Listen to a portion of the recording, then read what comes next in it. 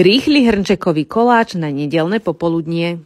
No a recept je hrnčekový, takže pripravíme si misu na cesto, hrnček plnotučného mlieka, 3 vajcia, štipka soli, 2,5 hrnčeka polohrubej múky, 4 kopcovité lyžice kaká, 3/4 hrnčeka oleja, hrnček cukru, no a navrch budem dávať tvaroh vymiešaný s cukrom a smotanou a do cesta ešte kypriaci prášok.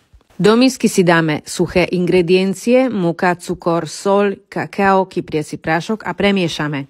Pridáme mokré ingrediencie, vajcia, mlieko, olej, poprípade trošku citrónovej šťavy a vymiešame krásne cestíčko. Tvaroh si vymiešame s kyslou smotanou, cukrom, poprípade citrónovou kôrou podľa chuti. Plech si vymažeme a vysypeme múkou, cestičko tam vylejeme a zarovnáme ho. Lyžičkou dávkujeme tvarohovú plnku podľa fantázie, ja som zvolila kopčeky, vy si tam môžete nakresliť, čo chcete. No a koláčik pečieme na 180 stupňov 40 až 45 minút, záleží od rúry.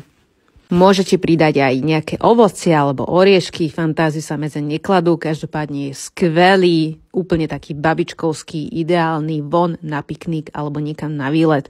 Takže ho skús a nezabudnime sledovať.